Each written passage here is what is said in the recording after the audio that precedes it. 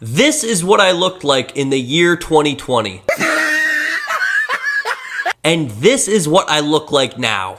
Hi. I think it's been long enough, it's been 4 years now where we can look back on the year 2020 and say, that was really weird. Nothing about that year made sense, and today I'm going to be taking a trip down memory lane and going over all the stuff that happened that year that made it feel like a fever dream. Let's begin. So obviously, right off the bat, let's just get it out of the way. There was the whole COVID thing. A dude ate a bat and then all of a sudden the entire world was in shambles. Everyone remembers where they were when they got that announcement. There will be 2 weeks of no school. I remember it was like 7th period my sophomore year of high school. And, I get that text, oh, you have off for school for 2 weeks. I was like, this is great. I can work on my YouTube channel. And now I have a lot of subscribers and people keep asking me to oil up.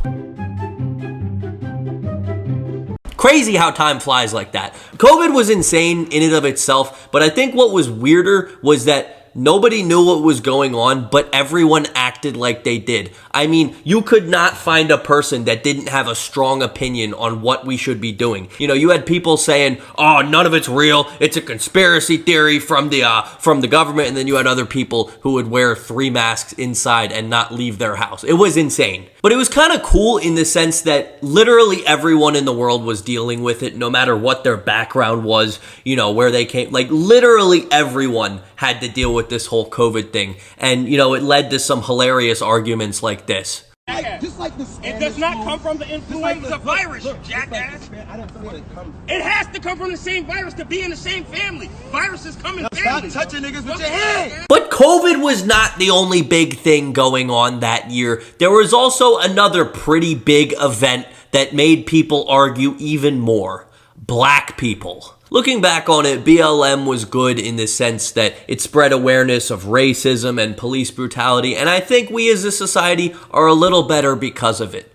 However, some people just took it way too far, to the point where it was ridiculous. Every time I see that video of that painted lady singing that Macklemore song with her fist up, I cringe harder than I did the last time. And not to mention that damn King Batch video. COVID-19 is what they told us to fear. 19 years is what a Minnesota cop called a career. Yeah, that's how many years he was on the force before he killed George Floyd with no remorse. I am still haunted in my sleep by that video. Okay, the next thing I'm gonna say is going to get me in trouble, but I have to say it. So let me just throw out another disclaimer, part 2. I think I support the idea of BLM. I'm big enjoyer of not being racist. My favorite sandwich, the BLM. Bacon, lettuce, and mayonnaise. I am fully on board with that. However, it's been 4 years. I think it's time for we, the people, to look back on it and admit that George Floyd was the goofiest looking man alive. I'm sorry. Call me disrespectful, say whatever you want, but I have to be honest. They couldn't find another picture of the guy. Memorials, tributes, news articles, every single day showed this one picture of a dude whose nose took up half his face. I fully admit what happened to him was wrong. It was unjust. I support all of that. But you're telling me I was a 15-year-old boy at the time, and I was supposed to look at that picture and not laugh? I laughed. I mean, it's unbelievable. Did they seriously not go through his camera roll or something to find another picture? The entire year, all I saw was that one damn picture. I didn't see a single other one except a screenshot of his own corn video. It's insane. I fully believe that if they had chosen anyone else to be the face of that movement, it would have gone so much further and so much better. It was just asking for memes. I had to go on YouTube and see George Floyd gaming and not laugh. Do you know how difficult that was for me, a teenage boy? I laughed. Now, let me just say once again, racism, stinky. I don't like it. But, I've been holding that thought in for 4 years. I had to say it. Anyway, you know, moving towards a more lighter topic, we got to talk about TikTok too. 2020 was the year that TikTok really started to, like, you know, be popular and be more mainstream. And that's when, like, Charlie D'Amelio and all the e-boys and e-girls were really famous. And the whole thing about TikTok was these viral dances. And in the moment, they seemed sort of normal. But looking back, they were very, very weird. And I'm going to react to a couple 2020 classics right now. All right, so starting off here, we have an old TikTok from Tony Lopez. I destroyed Tony Lopez in a TikTok cringe video. But this is back when, you know, it was normal for like 19-year-old e-boys to like be in tank tops or basically shirtless and dance together. Let's watch one. Like, why did anyone take that remotely serious in 2020? They would do these slowed down dances where they're moving their hips zestily. Look at the zest on that. Like, they got tens of millions of followers from doing that. I don't understand it. But, you know, it wasn't just dudes. There was also the goddamn revolution of Charlie D'Amelio getting 100 million followers for no reason. Let's watch one of Charlie D'Amelio's classics. Put his name in yellow hearts. My favorite color like the stars. I didn't listen very hard. Yeah.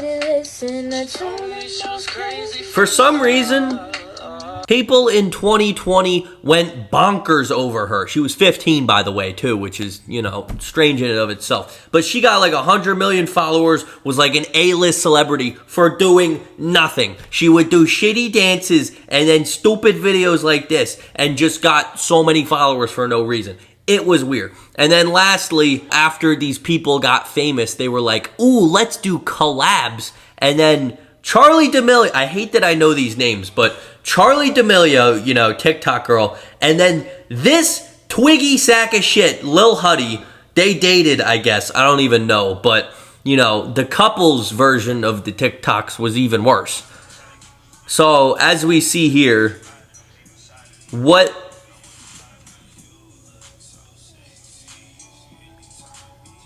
I never understood.